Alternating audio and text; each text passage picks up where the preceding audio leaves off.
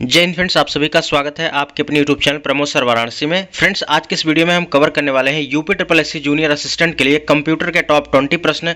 और यह सीरीज लगातार चल रही है कंटिन्यू। और आज इस सेगमेंट में सीरीज नंबर 7 है और इसके पहले 6 सीरीज को हमने कंप्लीट कर दिया है और इसका अलग अलग से प्लेलिस्ट भी क्रिएट कर दिया है। तो अगर आपने नहीं देखा है तो 1 बाय 1 करके आप देख सकते हैं। ठीक है, प्लेलिस्ट क्रिएट कर दिया गया है। तो चलिए स्टार्ट करते हैं। यहाँ पर हमने टॉप 20 प्रश्न लिया है और हर एक क्वेश्चन काफी इंपॉर्टेंट है एग्जाम के पॉइंट ऑफ व्यू से। तो चलिए स्टार्ट करते हैं वीडियो को। तो सबसे पहला प्रश्न है यहाँ पर, सबसे पहला प्रश्न है कि इस प्रकार की मेमोरी को सामान्यतः टेम्पोररी या वोलेटाइल स्टोरेज कहते हैं। तो किस प्रकार की मेमोरी को टेम्पोररी मेमोरी या वोलेटाइल स्टोरेज कहते हैं? तो रैम को कहते हैं। तो रैम का मीन्स हो गया रैंडम एक्सेस मेमोरी। तो देखिए आज वाले सेगमेंट में हमने क्या यहाँ पर चेंजमेंट किया है कि सभी ऑप्शन पर टिक कर दिया है। तो बताइए, या आपको विदाउट टिक का चाहिए या टिक किया हुआ ऑप्शन चाहिए? तो आप लोग कमेंट कर दीजिएगा। ठीक है, नेक्स्ट वन है कि स्क्रीन को होल्ड करने वाला इक्विपमेंट कौन सा होता है? तो स्क्रीन को होल्ड करने वाला इक्विपमेंट डेस्कटॉप होता है। क्या होता है? Desktop. Right answer will be option number B. अगला क्वेश्चन है, फॉर्म करने के लिए पर्सनल कंप्यूटरों को एक साथ कनेक्ट किया जा सकता है। तो आगे आपको फिल करना है इसमें क्या होगा। किसको फॉर्म करने के लिए पर्सनल कंप्यूटरों को एक साथ कनेक्ट किया जा सकता है? तो नेटवर्क फॉर्म करने के लिए पर्सनल कंप्यूटर को एक साथ कनेक्ट किया जा सकता है। राइट आंसर हो जाएगा ऑप्शन नंबर सी। अगला क्वेश्चन है, यहाँ पर फिल करना है निम्नलिखित में से यहाँ पर स्पेसिफिक नियम और शब्द होते हैं जो एल्गोरिथम के लॉजिकल स्टेप्स व्यक्त करते हैं। तो किसके लिए होता है? तो प्रोग्रामिंग लैंग्वेज के लिए।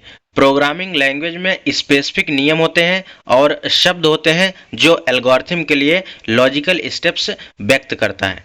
Right answer will be option number A हो जाएगा। अगला प्रश्न है, यहाँ पर आपको फिल करना है, यहाँ पर भी निम्नलिखित में से कौन एक इलेक्ट्रॉनिक डिवाइस है जो डेटा को सूचना में परिवर्तित करता है और प्रोसेस करता है?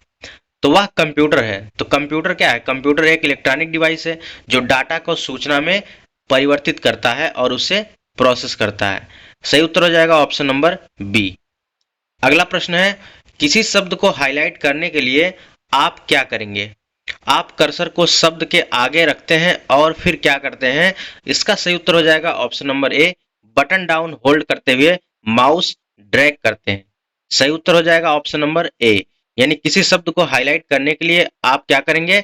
बटन को डाउन करेंगे, होल्ड करते हुए माउस को ड्रैग करेंगे। चलिए अगला प्रश्न है, टेलीफोन सिस्टम द्वारा ट्रांसमिशन करने के लिए पुनः वापसी हेतु डिजिटल कंप्यूटर सिग्नलों को एनालॉग सिग्नल में परिवर्तित करने वाला डिवाइस का नाम बताना है। तो वह कौन सा डिवाइस है जो टेलीफोन सिस्टम द्वारा ट्रांसमिशन करने के लिए पुनः वापसी हेतु डिजिटल कंप्यूटर सिग्नलों को एनालॉग करता है? तो वह है मॉडम। सही उत्तर हो जाएगा ऑप्शन नंबर ए। मॉडम का फुल फॉर्म होता है मॉड्यूलेटर, डी मॉड्यूलेटर। अगला प्रश्न है, बिना केबल प्रयुक्त किए नेटवर्क को कनेक्ट करने वाले डिवाइस को क्या कहते हैं? तो इसे कहते हैं वायरलेस। सही उत्तर हो जाएगा ऑप्शन नंबर डी। बिना केबल प्रयुक्त किए नेटवर्क को कनेक्ट करने वाले डिवाइस को वायरलेस कहते हैं। राइट आंसर हो जाएगा ऑप्शन नंबर डी।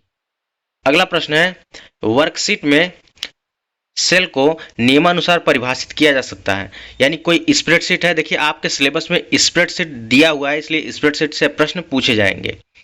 तो दिया है स्प्रेडशीट में सेल को निम्नानुसार परिभाषित किया जा सकता है, रो एंड कॉलम का इंटरसेक्शन। रो एंड कॉलम का जो इंटरसेक्शन होता है उसी स्प्रेडशीट में सेल को परिभाषित किया जाता है। अगला प्रश्न है, कंप्यूटर संक्षेप में केबी का पूर्ण रूप क्या होता है? यानी केबी का फुल फॉर्म क्या होता है? तो होता है किलोबाइट होता है। क्या होता है? किलोबाइट।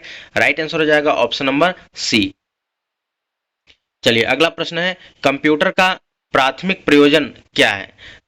सॉरी, यहाँ पर सॉफ्टवेयर का प्राथमिक प्रयोजन क्या होता है?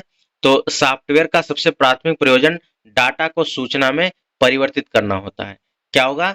डाटा को सूचना में परिवर्तित करता है। सॉफ्टवेयर का यह सबसे प्राइमरी प्रपोजल होता है। ठीक है, अगला प्रश्न है फ्लॉपी डिस्क में डाटा, फ्लॉपी डिस्क में डाटा ट्रैक्स नामक रिंग्स पर रिकॉर्ड किया जाता है। क्या होगा? इसका सही उत्तर ऑप्शन नंबर सी होगा। यानी फ्लॉपी डिस्क में डाटा ट्रैक्स नामक रिंग्स पर रिकॉर्ड किया जाता है। राइट आंसर हो जाएगा ऑप्शन नंबर सी। अगला प्रश्न है कि यह कंप्यूटर सिस्टम का वह भाग है जिसे कोई छू सकता है, तो वह हार्डवेयर होता है। देखिए, जो कंप्यूटर सिस्टम किसी भाग को छू सकता है उसे हम हार्डवेयर कहते हैं, और जो नहीं छू सकता उसे हम सॉफ्टवेयर कहते हैं। तो राइट आंसर हो जाएगा ऑप्शन नंबर सी। अगला प्रश्न है, फ्लॉपी डिस्क का उपयोग किस लिए होता है? तो फ्लॉपी डिस्क का उपयोग सूचना स्टोर करने के लिए होता है। राइट आंसर हो जाएगा ऑप्शन नंबर डी। फ्रेंड्स, अगर यह क्वेश्चन आपको अच्छे लग रहे हैं तो वीडियो को एक बार जरूर लाइक कर दीजिएगा और अपने दोस्तों में जरूर शेयर करिए, क्योंकि आपका एक लाइक हमें नेक्स्ट वीडियो के लिए मोटिवेट करता है। अगला प्रश्न है, सीपीयू का पूर्ण रूप क्या होता है? सीपीयू का पूर्ण रूप होता है सेंट्रल प्रोसेसिंग यूनिट। क्या होता है? सेंट्रल प्रोसेसिंग यूनिट होता है। देखिए, अगला क्वेश्चन है, प्रयोक्ता जो एकम्प्लिश करना चाहता है, ठीक है, प्रयोक्ता जो एकम्प्लिश करना चाहता है उसे कंप्यूटर द्वारा एग्जीक्यूट किए जाने वाले इंस्ट्रक्शन में ट्रांसलेट करने की प्रक्रिया को क्या कहा जाता है? तो उसे कहते हैं प्रोग्रामिंग। ठीक है, यानी प्रयोक्ता जो एकम्प्लिश करना चाहता है उसे कंप्यूटर द्वारा एग्जीक्यूट किए जाने वाले इंस्ट्रक्शन में ट्रांसलेट करने की प्रक्रिया को क्या कहते हैं? प्रोग्रामिंग कहते हैं। तो राइट आंसर हो जाएगा ऑप्शन नंबर ए। चलिए, अगला प्रश्न है, और अगला प्रश्न काफी इंपॉर्टेंट है, अप टू डेटेड प्रश्न है। यानी आजकल की जो व्हीकल आ रही हैं इसमें आप देखते होंगे क्या उस व्हीकल पर लिखा रहता है एसयूवी। ठीक है, इस फुल फॉर्म को याद रखिएगा। ठीक है, लेटेस्ट में हो सकता है एग्जाम में आपको मिल जाए। तो एसयूवी का फुल फॉर्म क्या होता है? Sport utility vehicle. ठीक है, देखिए, जो हम 20 क्वेश्चन डेली करवाते हैं इसमें आपको ऐसे प्रश्न मिलेंगे जो थोड़ा सा हट के रहेंगे, और यूपी ट्रिपल एससी जो होता है थोड़ा सा हट के प्रश्न पूछता है, आपने देखा होगा, चाहे आप किसी पेपर का एनालिसिस कर लीजिए। ठीक है, तो जो 2-4 प्रश्न, अगर एक वीडियो आपको देखने से 2-4 प्रश्न आपका एक्स्ट्रा तैयार होता है तो आप इस सीरीज को कंटिन्यू जरूर देखिएगा, निश्चित रूप से आपको एग्जाम में यहाँ से बेनिफिट मिलने वाला है। तो यह प्रश्न जो है सबसे हट के है, तो इस प्रश्न को आप याद रखिएगा। एसयूवी का फुल फॉर्म क्या होता है? स्पोर्ट यूटिलिटी व्हीकल होता है। इसी के साथ देखिए यहाँ पर 18 क्वेश्चन हो गए। ठीक है, 17 क्वेश्चन, और 3 क्वेश्चन और हैं जो कि फुल फॉर्म से हैं, तो आप याद करिएगा। ठीक है, वो आपको हम बता दे रहे हैं कौन कौन से फुल फॉर्म है। एक तो आपका हो जाएगा डीएफडी। क्या है? डीएफडी। ठीक है, तो इसका फुल फॉर्म होता है, क्या होता है? डीएफडी का फुल फॉर्म होता है डाटा फ्लो डायग्राम होता है। क्या होता है? डाटा फ्लो डायग्राम होता है। चलिए, 19 नंबर का क्वेश्चन है। 19 नंबर का क्वेश्चन होता है डीएनएस। क्या होता है? डीएनएस यानी डोमेन नेम सिस्टम होता है। क्या होता है? डोमेन नेम सिस्टम होता है। चलिए, अगला प्रश्न है 20 नंबर का। ये आपका पीओएस। क्या है? पीओएस है। ठीक है, तो इसका राइट आंसर क्या हो जाएगा? पीओएस का पॉइंट ऑफ सेल होता है। क्या होता है? पॉइंट ऑफ सेल्स होता है, याद रखिएगा। डाटा फ्लो डायग्राम, डीएनएस का डोमेन नेम सिस्टम, और यहाँ पर पीओएस का फुल फॉर्म होता है पॉइंट ऑफ सेल होता है। और साथ ही में याद रखिएगा एसयूवी का फुल फॉर्म क्या होता है? स्पोर्ट यूटिलिटी व्हीकल होता है। तो फ्रेंड्स, ये रही आज आपके 20 प्रश्न, और जिनमें से हमने 3 प्रश्न ऐसा लिए जो कि थोड़ा सा हट के था, और यह क्वेश्चन आपको इस टाइप का डेली मिलेगा। तो लगातार कंटेंट पाने के लिए चैनल के साथ जरूर जुड़े।